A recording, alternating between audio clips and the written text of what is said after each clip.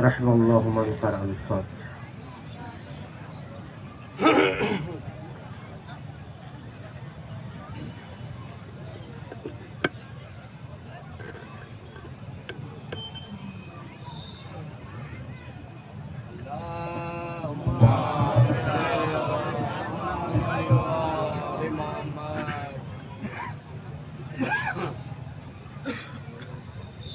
لا حول ولا قوة إلا بالله العلي العظيم۔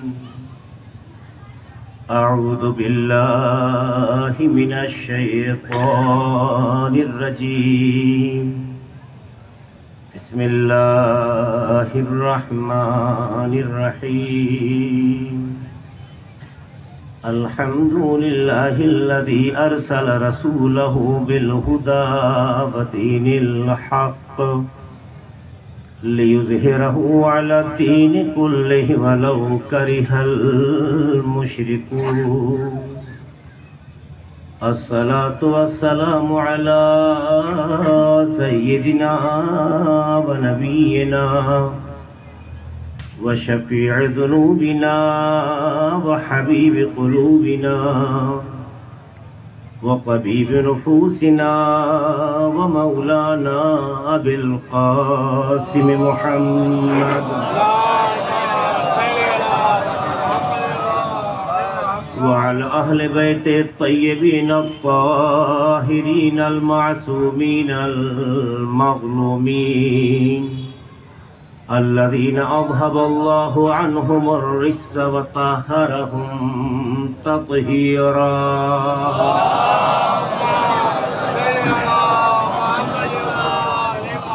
ولعنة الله على أعدائهم وغاصبي حقوقهم ومنكري فضائلهم أجمعين من ليلنا هذا إلى قيام يوم الدين۔ أما بعد، فقد قال الله سبحانه تبارك وتعالى في كتابه المبين، وهو أصدق القائلين والصادقين وقوله الحق۔ بسم الله الرحمن الرحيم۔ قل إن كنتم تحبون الله فاتبعوني يحببكم الله ويغفر لكم ذنوبكم والله غفور رحيم۔ صلوات پڑھتے محمد۔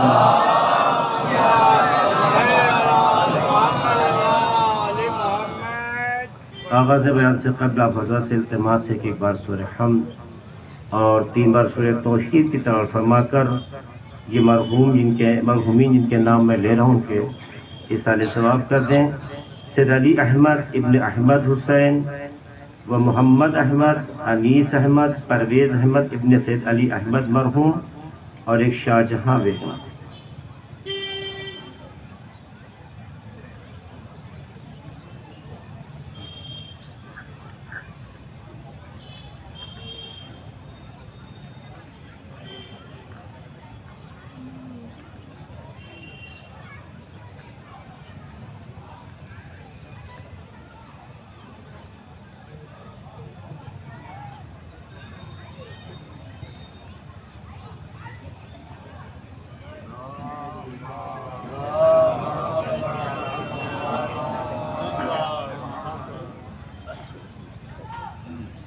سب سے پہلے میں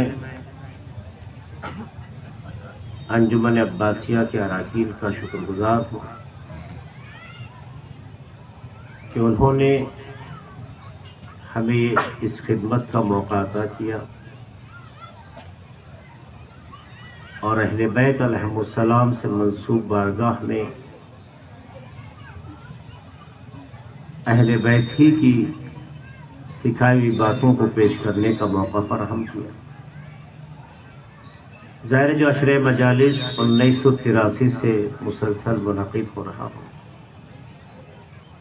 یقیناً اس کے اپنے اثرات اور برکات ہیں۔ یوں ہی اور آسانی سے کوئی مجمع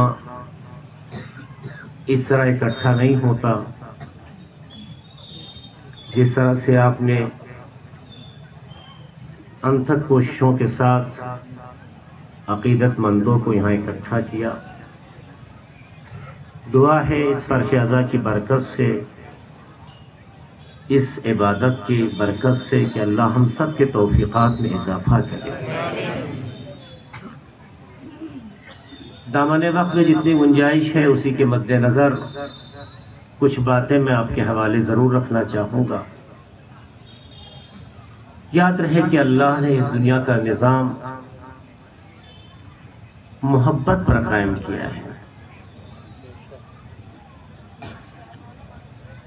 خدا کے نظام میں نفرت کی جگہ نہیں۔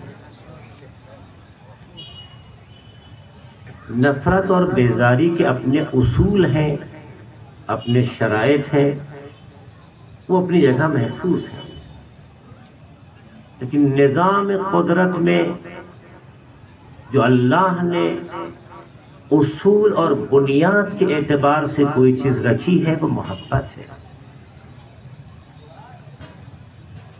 پروردگار عالم نے اپنے نظام کو مثبت چیزوں پر قائم کیا ہے، منفی چیزوں پہ استوار نہیں کیا۔ اس لیے آپ محسوس کریں گے محبت ایک ایسا جذبہ ہے جو ہر کسی میں پایا جاتا ہے۔ اس کا تعلق صرف اشرف مخلوقات تک نہیں ہے، بلکہ اللہ کے دوسرے مخلوقات میں بھی آپ محبت کے مصادیق محسوس کریں گے۔ لیکن ظاہر ہے کہ جہاں پروردگار عالم نے انسان کو عقل کی قدرت دی ہے اور خواہشات نفس کے نام کا بھی ایک جذبہ دیا ہے، دو متضاد طاقتیں ہیں جو ایک وجود میں رکھی گئی ہیں، اور اللہ یہی دکھانا چاہتا ہے کہ اس انسان میں دو متضاد طاقتوں کے کار فرما ہونے کے باوجود جب عقل کا نظام نفس پر حاکم ہوتا ہے تو انسان کہاں پہنچ جاتا ہے۔ اگر آپ کو یاد ہو تو نہج البلاغہ میں بھی خالق کلام امیر المؤمنین علی بن ابی طالب علیہ السلام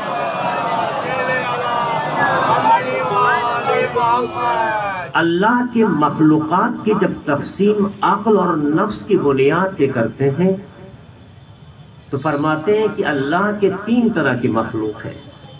عقل اور نفس کی بنیاد پر تین طرح کی ہے۔ ایک وہ مخلوق ہے جسے اللہ نے صرف عقل عطا کی ہے، نفس نہیں دیا ہے۔ ایک وہ مخلوق ہے جسے نفس کی قدرت دی، نفس کی طاقت دی ہے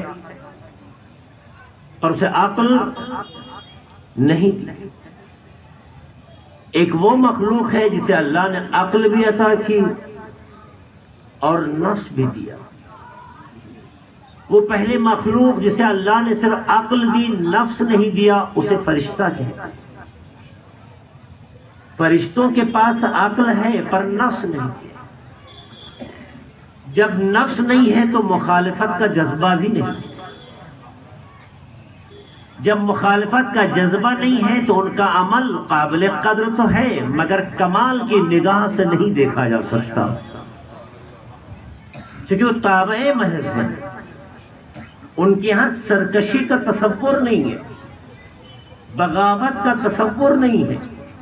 جب بغاوت اور مخالفت کا تصور نہ ہو تو انسان تابع محض ہو جاتا ہے۔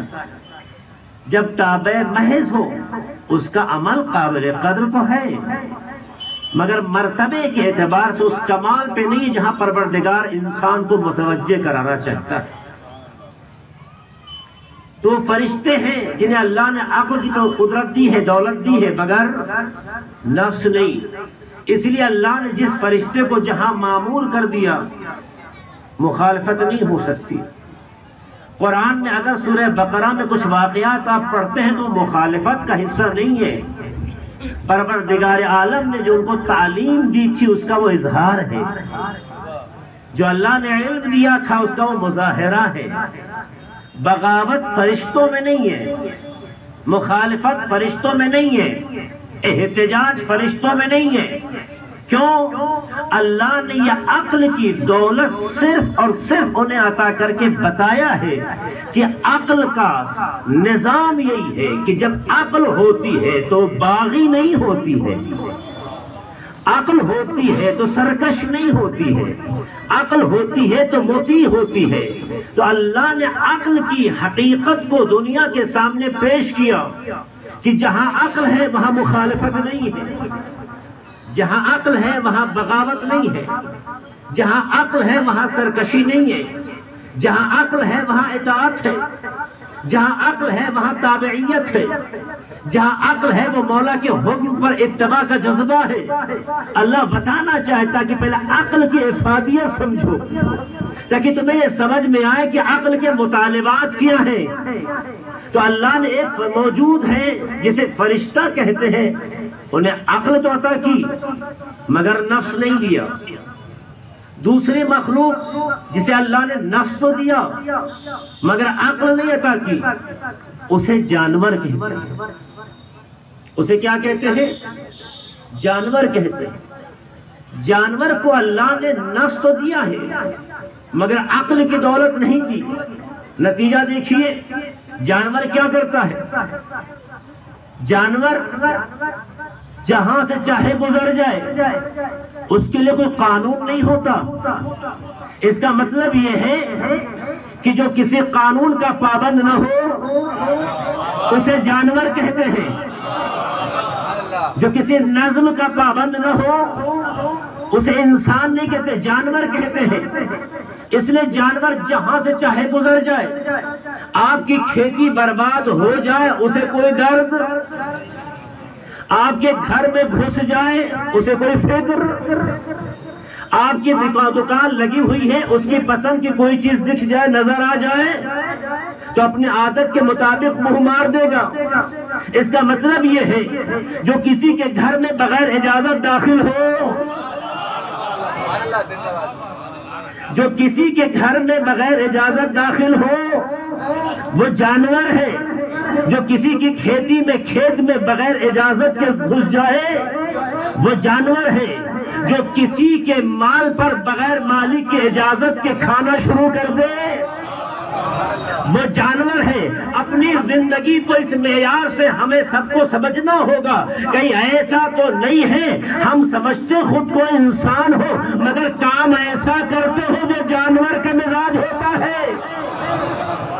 عزیزو اس بات کو سمجھیے گا، اللہ نے ایک عقل کا نمونہ دیا۔ فرشتے جہاں اتباع ہے، جہاں سرکشی نہیں ہے، جہاں بغاوت نہیں ہے، جہاں اطاعت ہے، جہاں اللہ نے جو ارادہ کیا ہے اس کے مطابق چلنے کا حوصلہ اور جذبہ ہے، اور وہی ہوتا ہے جو خدا چاہتا ہے۔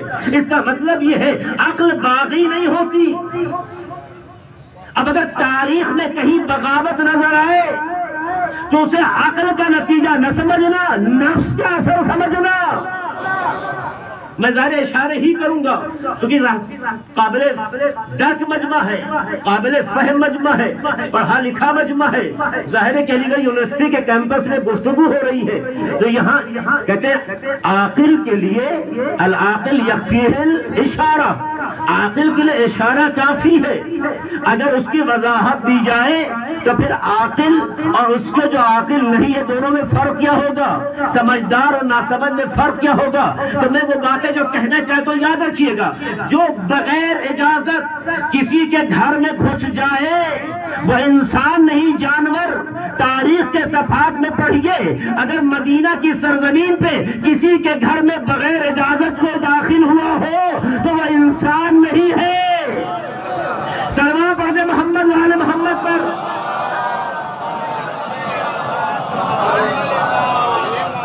تو اللہ نے دوسرا نمونہ بھی دیا۔ اور ایسے بھی آپ شہر میں جب نکلیے کچھ خریدنے کے لیے جائیے تو ہوتا یہ ہے کہ اگر انگور بیچ رہا ہوتا ہے تو اس سے خالی قیمت کرتے کرتے اس کا ٹیسٹ چکھنے کی غرض سے کتنے انگور ایصال ثواب ہو جاتے ہیں۔ اندازہ کیا آپ نے؟ ٹھنڈک کے زمانے میں مونگ پھلی آ جاتی ہے، آدمی جاتا ہے مونگ پھلی خریدنے کے بہانے، بہت سے سب ایسے نہیں ہوتے، بہت سے ایسے ہوتے ہیں کہ مونگ پھلی خریدنے سے پہلے، وزن کرانے سے پہلے، خریداری کو مکمل کرنے سے پہلے آپ دیکھیں کتنے مونگ پھلیاں نوش جان کر لیتے ہیں۔ کبھی سوچا یہ جو آپ کر رہے ہیں اس سے بیچنے والا راضی بھی ہے کہ نہیں؟ اگر ایسا شوق تھا تو بیچنے والے سے پوچھ تو لیا ہوتا، کیونکہ جو بغیر اجازت کسی کی دولت پر منہ مارنے لگے وہ انسان نہیں ہے۔ اسے یاد رکھیے گا، ایک سسٹم ہے جو پروردگار عالم نے دنیا میں قائم کیا ہے اور دونوں کے نمونے پیش کیے ہیں۔ عقل کا بھی نمونہ دے دیا، دیکھو عقل میں صرف اطاعت ہے، ایک نفس کا نمونہ دے دیا جہاں سرکشی ہے، جہاں بغاوت ہے، جہاں اپنی پسند ہے، جیسے چاہے رہے، جیسے چاہے جائیں۔ آپ لاکھ بورڈ لگاتے رہیے، انہیں نہیں دیکھنا ہے، آپ لوگ اشتہار بناتے رہیے، انہیں نہیں پڑھنا ہے، آپ کچھ بھی کرتے رہیے، انہیں توجہ نہیں دینی ہے۔ کیوں؟ کیونکہ جہاں نفس ہو، عقل نہ ہو، وہ ان تمام سسٹم اور نظام کو نہیں سمجھتے ہیں۔ تو اللہ نے کہا فرشتوں آؤ، اللہ نے کہا تمام مخلوق کو مخاطب کر کے اللہ کہتا ہے آؤ دیکھو، ہم نے تمہارے درمیان ایک ایسی بھی مخلوق پیدا کی ہے جسے عقل کی بھی دولت دے رہا ہوں، نفس کی بھی طاقت دے رہا ہوں، دونوں کے تقاضے الگ ہیں۔ ایک کا تقاضا اطاعت ہے، ایک کا تقاضا معصیت ہے، ایک کا تقاضا تابعیت ہے، ایک کا تقاضا مخالفت ہے۔ دونوں میں 180 ڈگری کا فاصلہ ہے۔ وہ اللہ کی طرف لے جانا چاہتی ہے اور یہ اللہ سے دور رکھنا چاہتا ہے۔ میں دو متضاد طاقتوں کو جسے اکٹھا کرنا صاحبان عقل کے لیے ممکن نہیں ہے، مگر میں خالق عقل ہوں، میں تمہارا پروردگار ہوں، بتانا چاہتا ہوں تمہارے درمیان ایک ایسی بھی کوالٹی ہے جسے انسان کہتے ہیں۔ اس انسان کو ہم نے عقل بھی عطا کی ہے، نفس بھی دیا ہے اور دینے کے بعد اختیار انسان کے ہاتھ میں دے دیا ہے۔ اب تم چاہو کہاں سے کہاں بڑھنا، کہاں سے کہاں گرنا، چاہو تو اپنی عقل کو غالب کر کے، نفس کو مغلوب کر کے اتنا آگے نکل جاؤ کہ فرشتہ پیچھے رہ جائے۔ سید الملائکہ جناب جبرائیل ایک منزل پر رک کے کہتے ہیں اس سے آگے بڑھ جاؤ تو میرے بالوں پر جل جائیں گے۔ تو پتا چلا فرشتہ عقل کا حامل ہے مگر اس کی اپنی ایک حد ہے، لیکن قدرت نے انسان کو جب مظہر بنایا اپنی حدوں کو اپنے اعتبار سے رکھا، مگر انسان کو خود سے قریب ہونے کے لیے کوئی حد معین نہیں کی۔ اس لیے قرآن میں اگر قاب قوسین او ادنا یہ جملہ استعمال ہوا تو مفسرین نے کہا اللہ نے یہ قربت کے کمال کی منزل کے لیے تعبیر استعمال کی ہے، ورنہ عبد و معبود کے درمیان شب معراج کوئی فاصلہ نہیں ہے۔ تو جہاں کمال فاصلہ کمال قربت میں تبدیل ہو جائے اسے کمال عقل کہتے ہیں۔ صلوات پڑھ دے محمد والے محمد پر۔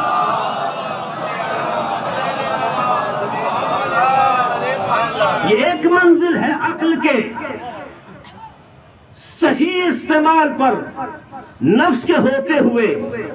اللہ نے یہ منزل فرشتوں کو نہیں دی، اس لیے کہ ان کے ہاں اختیار ہی نہیں ہے۔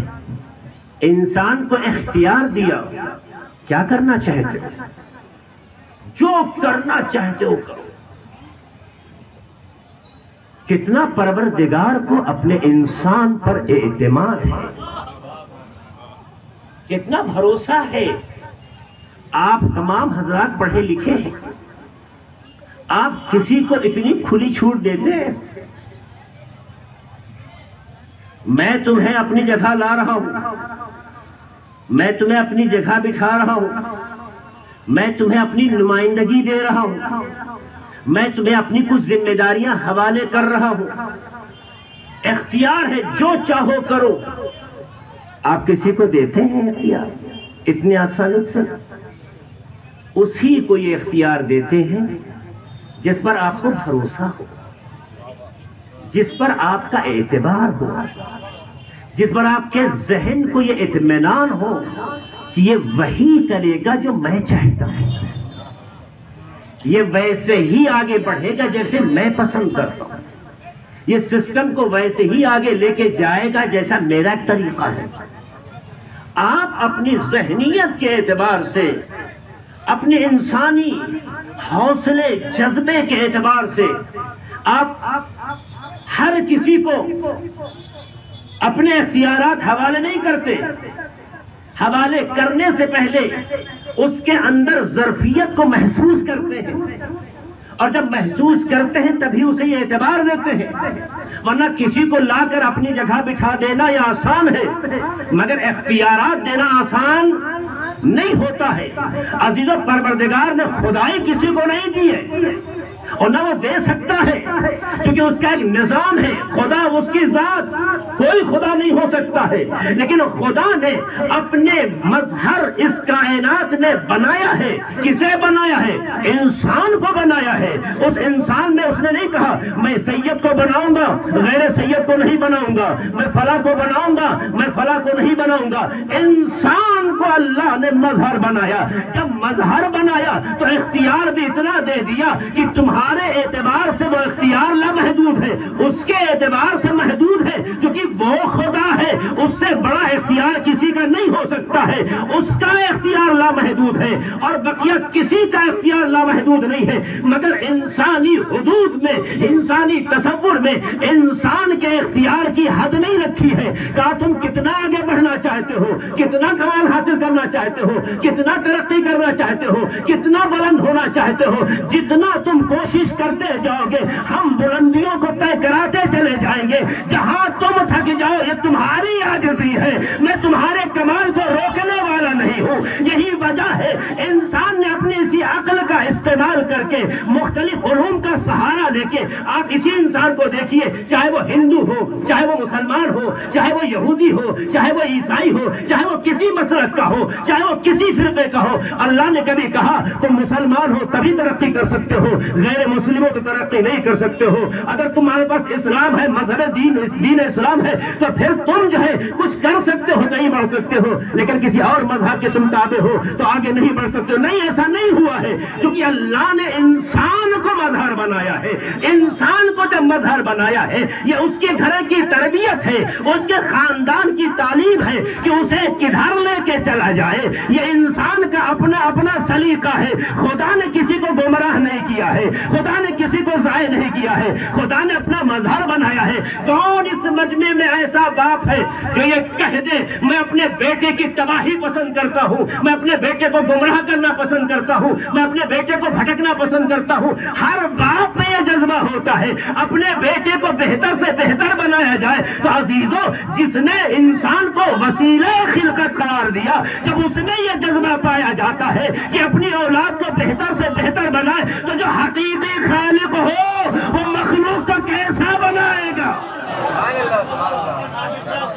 تصور رکھیے گا۔ اس لیے پروردگار نے کہیں پہ کوئی حد نہیں انسان کے لیے رکھی، اپنا مظہر بنایا ہے نا، اپنے اختیارات دے رہا ہے نا۔ کیسے ایک باپ اولاد سے خوش ہو جائے تو کتنی اتھارٹی دیتا ہے، کہیں کوئی آپ حد بتائیں گے بس اس کے آگے نہیں، آپ کہیں گے نہیں، باپ کے پاس جتنا اختیار ہے اپنے بیٹے کو بھی وہ عطا کر رہا ہے۔ خالق بھی اپنے تمام اختیارات میں انسان کو دیکھنا چاہتا ہے کہ یہ میری وہ مخلوق ہے جسے میں نے اشرف کہا ہے، جسے میں نے اعلیٰ کہا ہے۔ تمام مخلوقات میں جس کے سر پر کمال کا تاج پہنایا اسے انسان کہتے ہیں۔ کتنا بڑھ سکتے ہو بڑھو، کسی مذہب سے تعلق رکھتے ہو، علم کا جو تم نے بنایا، علم کو جو تم نے سنوارا، تعلیم جو تمہارے درمیان میں پیش کی گئی، اس کا سہارا لیا تو تم نے دیکھا کہ تمہارا وجود کتنا ہی کیوں نہ خاکی ہو، کتنا ہی بھاری ہو، کیسا ہی کیوں نہ ہو۔ ہم فرقے کی بات نہیں کرتے، ہم مسلک کی بات نہیں کرتے، انسان ہمارا مظہر ہے۔ تو ہم نے تمہیں اس منزل تک پہنچایا کہ تم زمین پہ ٹھہرے نہیں، تم زمین سے بلند ہونے لگے۔ علم کا سہارا لے کر تم نے اپنے قدم کو زمین سے اڑانا شروع کر دیا اور اتنا بلند ہوتے گئے، چاند تک پہنچ گئے۔ میں نے تمہیں روکا، فلکیات تک پہنچنے کی کوشش کی، میں نے راستہ بند کیا، آسمان کے راستوں کو جھانکنے کی کوشش کی، میں نے تمہیں منع کیا؟ نہیں منع کیا نا، چونکہ مظہر بنایا ہے۔ اس کا مطلب یہ ہے کہ جو اللہ کے سسٹم کو سمجھ کر، علم کو وسیلہ بنا کر آگے بڑھنا چاہتا ہے، اللہ اسے بڑھاتا ہے، گھٹاتا نہیں ہے۔ لیکن جو چیز بڑھنے کا ذریعہ بنتی ہے وہ علم ہے، جہالت نہیں ہے۔ اس کا مطلب یہ ہے کہ جہل سے انسان کا وقار گرتا ہے اور علم سے انسان کا وقار بلند ہوتا ہے۔ اس لیے علم کا انسان نے سہارا لیا تو ترقی کے راستے کھلتے چلے گئے۔ آج کا انسان یہ محسوس کرنے لگا کہ علم کے ذریعے سے آسمان کی طرف جا سکتا ہے، علم کے ذریعے سے بلندی تک جا سکتا ہے، علم کے ذریعے سے کمال تک جا سکتا ہے، علم کے ذریعے سے آسمان اور فضا کو سمجھ سکتا ہے۔ آج کا انسان یہ ماننے لگا تو عزیزو، جس کا علم دنیا کے آگے نہ ہو، دنیا میں تعلیم کے اعتبار سے انسان اس منزل میں پہنچا ہو کہ زمین سے آسمان کی طرف بلند ہونے لگا، تو جس کا علم لدنی ہو، جس کا علم الہی ہو، جس کا علم آسمانی ہو، جو علم الکتاب کا مصداق ہو، وہ علی اگر 1400 برس پہلے کہہ دے میں زمین سے زیادہ آسمان کے راستوں کو جانتا ہوں، تو تعجب کیوں کرتے ہو؟ اگر تمہارا علم تمہیں ترقی دے سکتا ہے تو خدا کا عطا کردہ علم علی کو کیوں کمال نہیں دے؟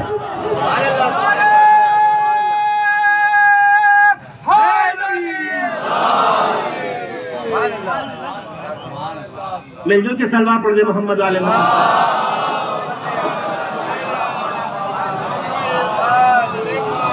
لمحے فکریہ سوچنے کی ضرورت ہے، غور کیجئے، فکر کیجئے۔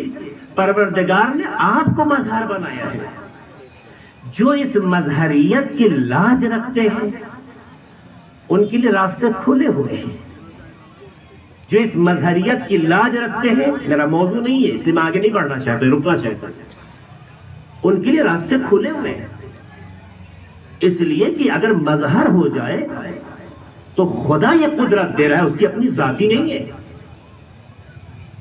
مظہر کے پاس اگر کوئی قدرت آتی ہے، مظہر خدا کے پاس اگر کوئی قدرت آتی ہے تو یہ قدرت اس کی ذاتی نہیں ہے، وہبی ہے، اعطائی ہے، عطا کردہ ہے، اللہ نے دی ہے۔ اللہ کو روک سکو روک لو۔ کیوں ہمارے برادران اسلامی اس غلط فہمی میں جی رہے ہیں کہ ہم اہل بیت کو ایسا کہتے اور ویسا کہتے ہیں؟ ایک بار اس نظام کو تو سمجھیں جو قرآن سمجھانا چاہتا ہے، ایک بار اس سسٹم کو سمجھیں۔ آپ کو ایک لفظ شرک بچوں کی طرح، طوطے کی طرح یاد کرا دیا گیا تو اسی میں آپ گھستے چلے گئے۔ شرک کہتے ہیں ہم پلہ برابر کرنے کو، جہاں پہ ایک کو اصل مانا جائے دوسرے کو فر مانا جائے، اسے شرک نہیں کہتے۔ خالق و مخلوق، عبد اور معبود کے درمیان جو ایک فاصلہ ہے، اس فاصلے کی حفاظت کرتے ہوئے اگر اس نظام کو دیکھا جائے تو اگر اللہ ایک مشرک کو، اللہ ایک کافر کو، اللہ ایک بہکے ہوئے انسان کو بھی اگر علم مل جاتا ہے تو کمال کا راستہ نہیں روکتا۔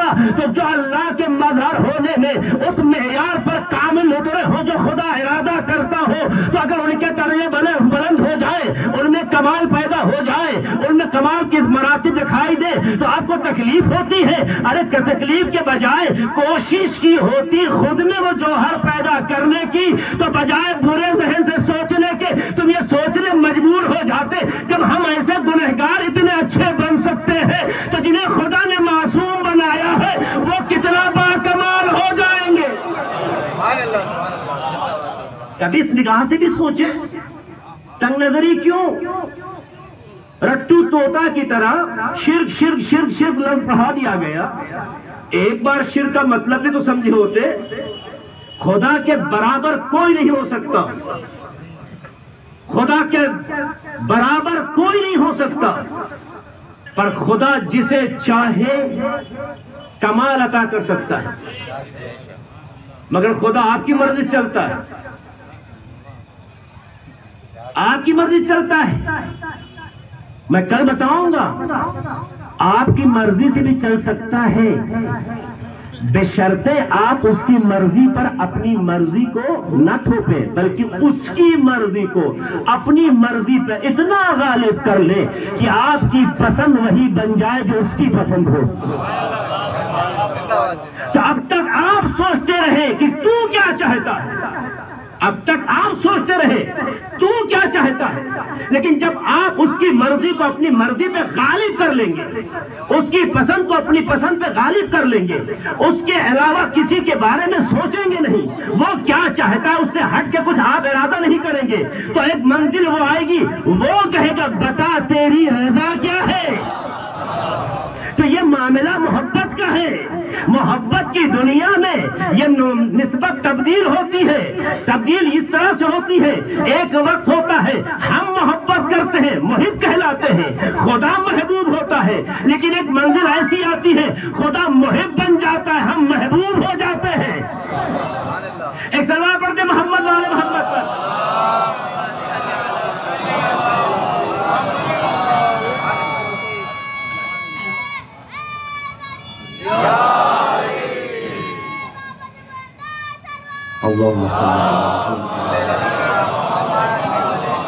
تو ایک منزل وہ ہے انسان عقل کا استعمال کرے، نفس پر اسے غلبہ دے، تو چونکہ سرکش طاقت دائم اس سے ٹکراؤ میں ہے، مگر اس نے پروردگار کے منشا کو اپنی زندگی بنا کر نفس کی قدرت کو دبایا اور عقل کی طاقت کو ابھارا، تو خدا نے کہا اب تمہاری جگہ فرشتے سے بھی آگے ہے، تمہاری جگہ فرشتے سے بھی آگے ہے۔ اور اللہ نے اس آگے ہونے کے لیے ایک معیار بھی قرآن میں دے دیا کہ یاد رکھنا کائنات میں میرے سوا کسی کا سجدہ نہیں ہو سکتا، کائنات میں میرے سوا کسی کا سجدہ نہیں ہو سکتا، لیکن جب حضرت انسان کو ہم اپنا مظہر بناتے ہیں اور اس معیار پر وہ کھڑا نظر آتا ہے، تو وہ فرشتے جو عقل کے سوا کچھ کرتے نہیں ہیں، اللہ کی اطاعت کے سوا کچھ کرتے نہیں ہیں، انہیں دستور دیتے ہیں کہ انسان مسجود ملائکہ بن جائے، اور انسان کا سجدہ ملائکہ کر کے بتانا چاہتے ہیں، جس کا سجدہ کائنات کرے اسے خدا کہتے ہیں، خدا جس پر اعتبار کر کے جھکا دے اسے انسان کہتے ہیں۔ ایک سلوات پڑھ دے محمد والے محمد پر۔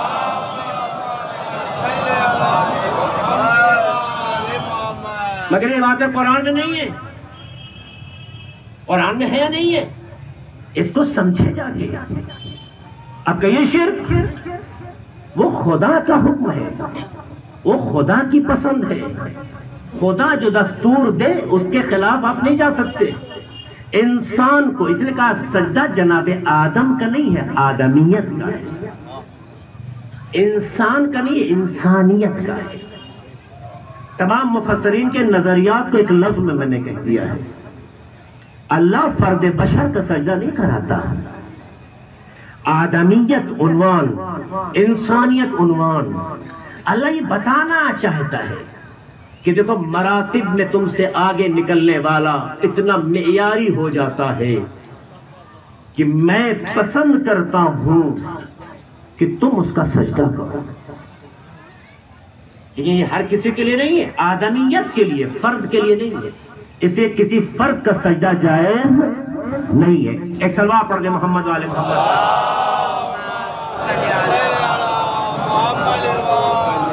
ایک مرحلہ انسان کے عقل کا، دوسرا مرحلہ نفس کا ہے۔ یہی انسان اگر عقل اور نفس کی لڑائی میں نفس کو حاکم بنا دے اور عقل کو محکوم، نفس کو غالب کر لے اور عقل کو مغلوب، تو اللہ کہتا ہے اس انسان کو اتنا میں گرا دیتا ہوں کہ صرف جانور نہیں بنتا، جانور سے بدتر ہو جاتا ہے۔ اولئک کالانعام بل ہم اضل۔ اللہ کہتا ہے پھر یہ انسان نہیں ہے، یعنی اگر عقل کے معیار کو پیچھے چھوڑ دے، نفس کے خواہشات کے ساتھ آگے بڑھ جائے، تو بھی انسان جانور بھی کہلانے کے لائق نہیں ہے، جانور سے بدتر ہو جاتا ہے۔ تو عزیزو، انسان کو ان دو مطالبات کے درمیان اپنی حیثیت کو تلاش کرنا چاہیے۔ ہم کہاں ہیں؟ آیا عقل کے مطابق جا رہے ہیں یا نفس کے مطابق؟ عقل محبت سکھاتی ہے، فاصلے کم ہو رہے ہیں وہاں عقل ہے، جہاں جہاں محبتیں ہیں وہاں عقل ہے۔ تو ظاہر ہے خالق عقل جب گفتگو کرے گا تو معیار عقل ہی بھی گفتگو کرے گا۔ اس لیے اعلان کرتا ہے سورہ آل عمران میں آیت نمبر 31 میں، قل ان کنتم تحبون اللہ، اے میرے حبیب ان سے کہہ دو جو یہ کہتے ہیں کہ میں اللہ سے محبت کرتا ہوں، تم ان سے کہہ دو فاتبعونی، میری اتباع کرے۔ دیکھیے کیا صورتحال، آیت کا انداز کیا ہے؟ حبیب ان سے کہہ دو جو محبت کا دم بھرتے ہیں کہ ہم خدا کو چاہتے ہیں، نحن نحب اللہ، ہم اللہ کو چاہتے ہیں، جو یہ کہتے ہیں ربنا اللہ، ہمارا رب اللہ ہے، جو اللہ سے محبت کا دم بھرتے ہیں، ان سے کہو کیا؟ فاتبعونی، میری اتباع کریں۔ اب مسلمان کہنا چاہیے نا میں خدا سے محبت کرتا ہوں تو اتباع خدا کی کروں گا، اللہ بھی میں رسول کیوں ڈال دے رہا ہے؟ اللہ سے محبت کرتا ہوں اللہ کی سنوں گا، میں یہاں رسول کے پیچھے کیوں ڈال دیا؟ اللہ بتانا چاہتا ہے تم جب خدا سے محبت کرنا چاہو تو بغیر رسول کے نہیں کر سکتے، تو خدا کے احکام پر عمل کرنا چاہو گے تو رسول کے بغیر کیسے کر سکتے ہو؟ اللہ نے فاتبعونی کہہ کے بتایا کہ جو تم کہہ رہے ہو اس دعوے میں کتنا سچے ہو، اس صداقت کو ثابت کرنے کے لیے حضرت محمد مصطفیٰ صلی اللہ علیہ وسلم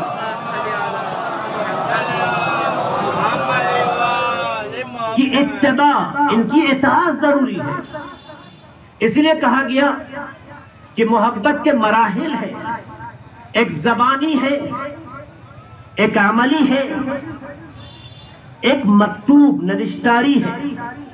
محبت کے 3 مرحلے ہیں، 3 راستوں سے انسان محبت کا اظہار کرتا ہے، یا بول کر، یا عمل سے ثابت کر کے، یا مکتوب شکل میں لکھ کر۔ یہ جو راستے محبت کے ثابت کرنے کے، زبانی محبت تو ہر کوئی کر سکتا ہے، ہر کوئی کہہ سکتا ہے کہ میں آپ کو بہت چاہتا ہوں، میں آپ سے بہت محبت کرتا ہوں۔ جاتا کیا ہے؟ لقلقہ زبانی تو ہے، ہر کوئی کسی سے کہہ سکتا ہے کہ میں محبت کرتا ہوں۔ اسی لیے کہتے ہیں کہ زبان سے محبت کا اظہار کرنا محبت کے ثبوت کے لیے کافی نہیں ہے۔ کیوں؟ کیونکہ زبان بولتی بھی ہے، زبان بکتی بھی ہے، زبان بکتی بھی ہے۔ انسان سیاسی مزاج کا ہے، عیار ہے، شرارتی ہے، مطلب پرست ہے، حالات کا شکار ہے۔ لہذا زبان سے دعویٰ کرنے والا کتنا سچ بول رہا ہے یہ طے کرنا مشکل ہے کہ سچ میں محبت کر رہا ہے یا جھوٹ میں محبت کر رہا ہے، یہ محبت کا دم بھرنے والا سچا بھی ہے یا جھوٹا بھی ہے۔ اس لیے اللہ نے کہا جو تمہاری زبان کہہ رہی ہے اسی کو مقام عمل میں اتار دو۔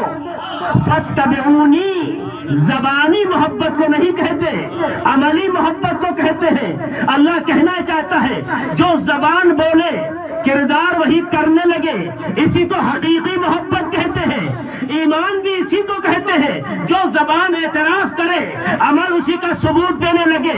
جب زبان اور کردار ایک معیار پر آ جائے تو وہی ایمان پیدا ہوتا ہے۔ جہاں زبان کچھ کہے کردار کچھ کرے وہاں نفاق تو ہوتا ہے، ایمان نہیں ہوتا۔ اب مجھ سے نہ کہو علی کی محبت ہر دل میں کیوں نہیں آتی۔ आती, क्योंकि रसूल ने कहा यानी हुब्ब का ईमान व तकवा, यानी तुम्हारी मोहब्बत ईमान और तकवा है। अरे जहां जहां ज़बान और किरदार एक नहीं होगा, अली की मोहब्बत नहीं आएगी। अब अगर किसी के दिल में अली की मोहब्बत नहीं आती तो मुझसे न पूछो क्यों नहीं आती। इसका मतलब यह है वो इंसान ज़बान कुछ कहती है, किरदार कुछ करता है। जहां निफाक होता है वहां अली नहीं होता है। सल्लल्लाहु अलैहि मोहम्मद वाले मोहम्मद। चमन चमन गली गली अली अली अली, हम सबका मौला दामाद पैगंबर नारे हैदरी। सलवा पढ़ दे मोहम्मद वाले मोहम्मद। देखिए, मैं मान सकता हूं कि आप हजरात थके हैं, मगर ये नहीं मान सकता हूं कि आपकी रूह थकी है।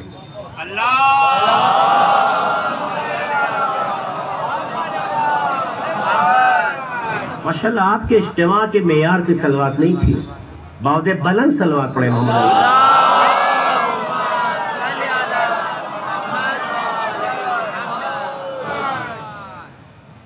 अजीजों, बुजुर्गों, मेरे जवानों, मैं जो बातें कह रहा हूं उस पर तवज्जो कीजिएगा। इस बात को कल मुकम्मल करूंगा, यहीं पे बात रोकना चाहता हूं। अल्लाह ने मोहब्बत सरिश में रखी है, फितरत में रखी है। आप अच्छी तरह जानते हैं एक बच्चा माँ से मोहब्बत क्यों करता है। एक माँ मोहब्बत क्यों करती है, एक अलग मौजू है। एक माँ क्यों करती है, एक अलग मौजू है।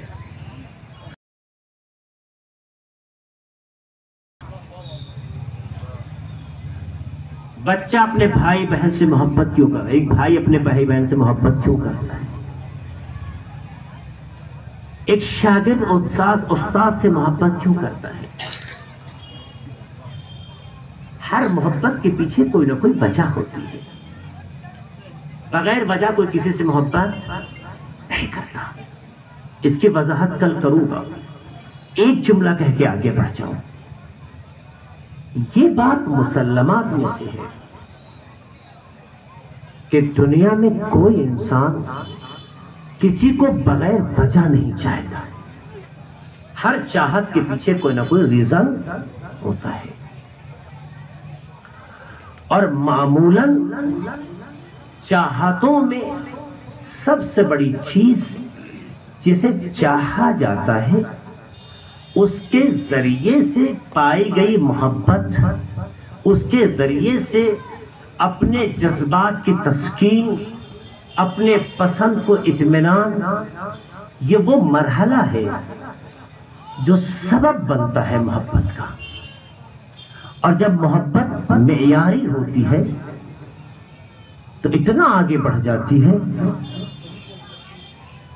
कि जब छोटा बड़े से मोहब्बत करता है और मेयारी मोहब्बत हो जाती है तो इतना आगे बढ़ जाती है कि चाहे रिश्ते में भाई क्यों ना हो, खुद को गुलाम समझता है और बड़े को आका समझता है। यह कमाल मोहब्बत या मेराज मोहब्बत है।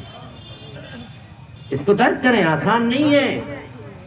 आज के लालची माशरे में, आज के हरीस माशरे में सबको पता है जिंदगी 2 दिन से ज्यादा की नहीं है।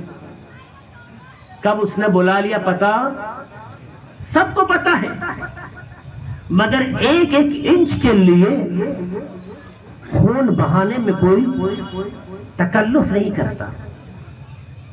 जिस बाप ने अपने औलाद को विरासत की शक्ल में वारिस बनाया, उसके बच्चे अपने बाप की विरासत की हिफाजत तो दूर की बात है, खून के बहाने में तकल्लुफ।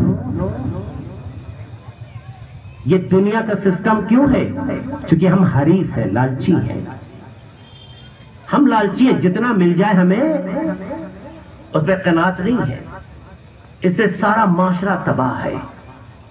एक भाई दूसरे भाई को रुस्वा करने के लिए पूरी दौलत लग जाए लगाता है, اے کاش اس کا 1/5 حصہ اس کی محبتوں کو حاصل کرنے پہ لگا دیتا تو شاید وہ بھائی بھی رہ جاتا، رشتہ بھی زندگی پا جاتا، مگر نہیں کرتا، کیونکہ انسان پڑھتا قرآن ہے، محمد آل محمد کی تعلیمات کو پڑھتا بھی ہے، سنتا بھی ہے، لیکن مقام عمل میں آتا ہے تو اپنے نفس کا اسیر ہو جاتا ہے۔ آئیے کربلا ہمیں درس دیتی ہے، کربلا ہمیں فکر دیتی ہے، کربلا ہمیں سبق دیتی ہے۔ آؤ کائنات رشتے میں کسی اعتبار سے ایک دوسرے سے کم نہیں ہے، دونوں علی کے بیٹے ہیں، دونوں علی کے بیٹے ہیں، سید الاوصیاء کے بیٹے ہیں، پیغمبر کو جس پر ناز تھا اس کے بیٹے ہیں، جو نفس سے پیغمبر ہے دونوں اس کے بیٹے ہیں، تو ہونا ہی چاہیے اسٹیٹس میں دونوں مکامل کھڑے ہو جاتے ہیں، برابر کے ہیں، جو آپ ہے وہی میں ہوں، آپ میں ہمیں کیا فرق ہے؟ لیکن جب تربیت اصولی ہو، جب تربیت معیاری ہو، ماں فاطمہ ہو تو ایسی تربیت ملتی ہے۔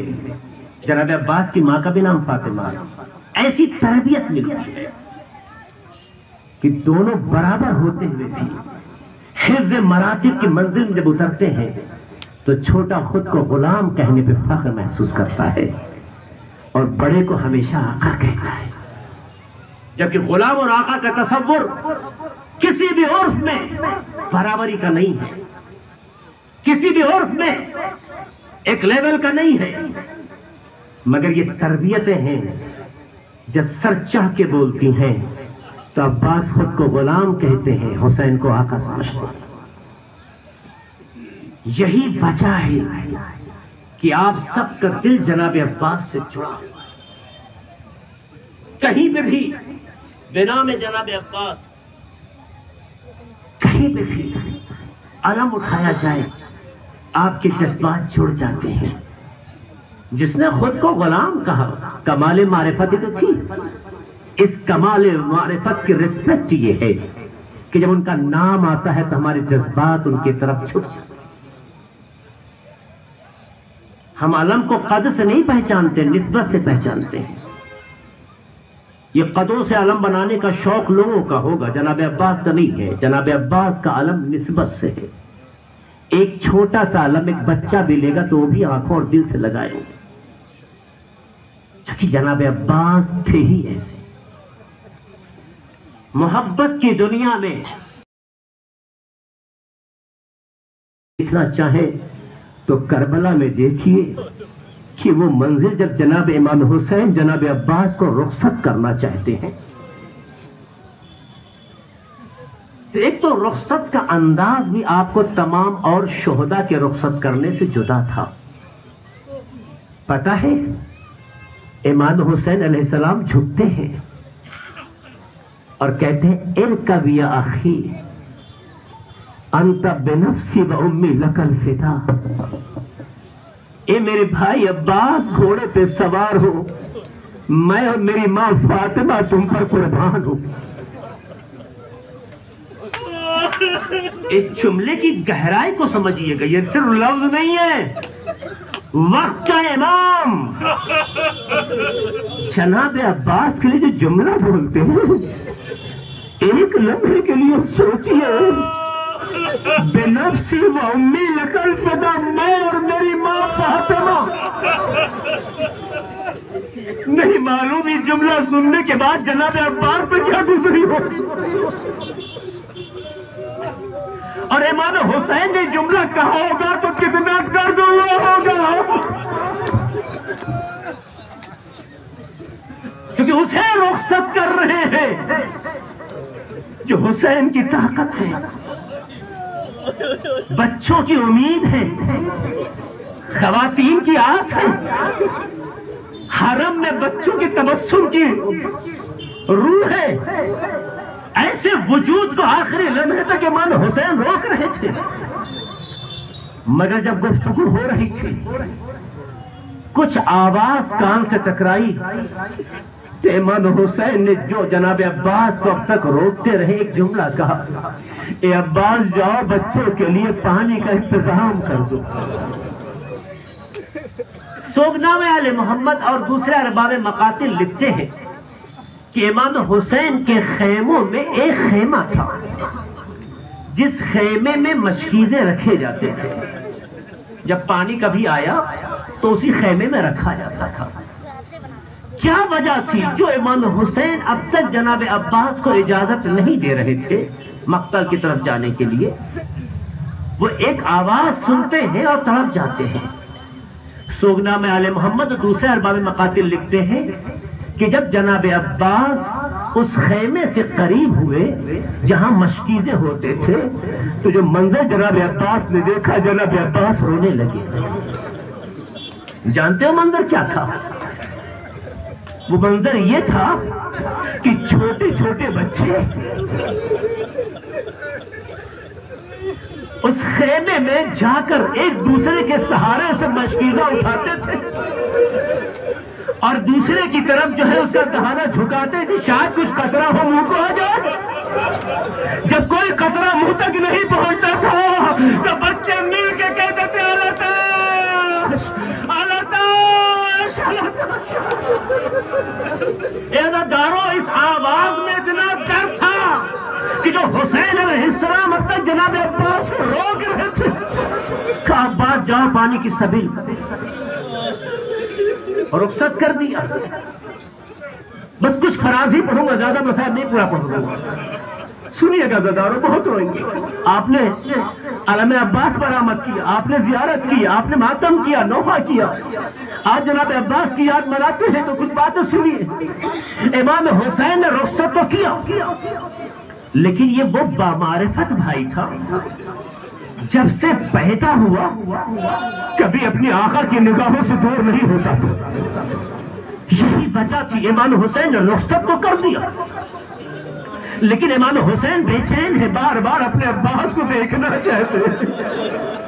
عزاداروں، مجھے بتاؤ، اگر آپ کے ہماری زندگی میں بھی کوئی ہمارا چھوٹا بھائی ہمیں یہ عزت اور رسپیکٹ دینے لگے تو بڑے بھائی کے دل میں اس کے لیے کیا جذبہ ہوگا؟ تو اگر وہاں حسین جیسا بھائی ہو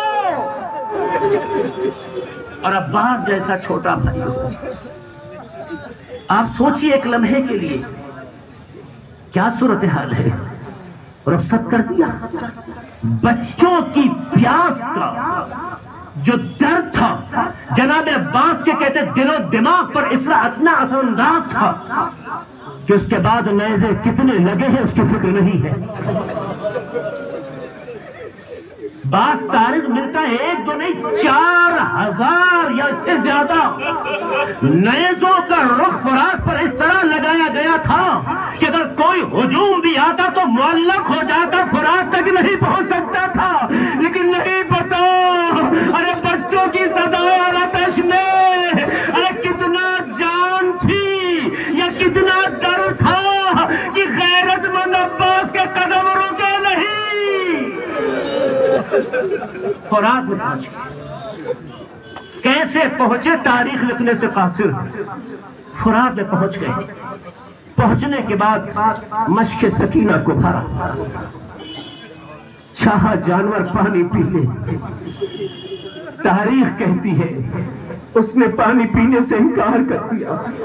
خدایا تیرا حسین کتنا غریب ہے کربلا میں، تیرا حسین کتنا مظلوم ہے کربلا میں.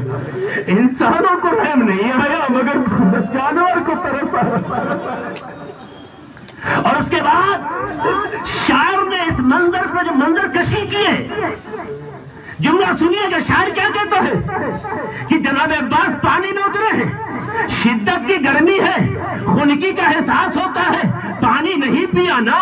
لیکن شاعر اس فضا کو، اس ماحول کو کس طرح سے شعر میں لا کے بند کرتا ہے. کہتا ہے کہ جب فضاؤں میں نمی محسوس کی عباس نے، جب فضاؤں میں نمی محسوس کی عباس نے، احتیاطاً سانس اپنی روک لی عباس. یہی وجہ ہے جناب عباس خیمے کا تصور لیے ہوئے ہیں، تیزی سے فرات سے نکلے. عزاداروں، صرف ایک فکر ہے کہ بچوں تک پانی پہنچ جائے. میں نہیں کہوں گا، دعا بھی نہیں کبھی ایسی ہو سکتی ہے، میں یہی کہوں گا کہ خدایا ہماری زندگی میں کبھی ہمارے بچوں کا ایسا امتحان نہ لے کہ ہمارے بچے 2 بوند قطرے کے لیے تڑپ رہے ہو اور ہم چاہ کے بھی سبیل نہ کر سکیں۔ بہت سخت منزل ہوتی ہے۔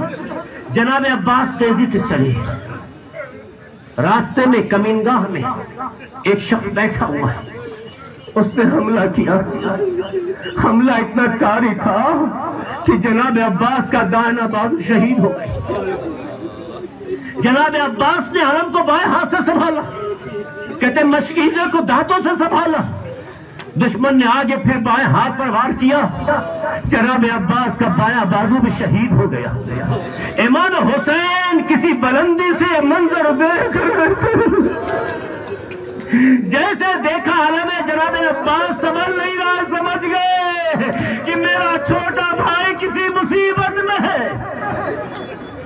اللہ تیزی سے دوڑے، لیکن جب دوڑتے ہیں تو آواز دیتے لان انکسر ظہری، اے میرے عباس اب میری کمر ٹوٹ گئی، وقلت حیلتی، ہماری تدبیریں کمزور پڑ گئی۔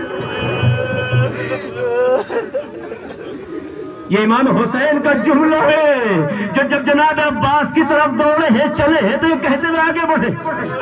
راستے میں وہ دیکھا کہ خدا نہ کرے کسی بامعرفت بھائی کا یہ حال بھائی دیکھے۔ جھوک کے دیکھا تو کیا دیکھا کہ عباس کا بازو زمین پہ پڑا۔ امام اترے ہیں، نہیں پتا ایک بھائی نے کس دل سے اپنے بھائی کا بازو اٹھایا ہوگا۔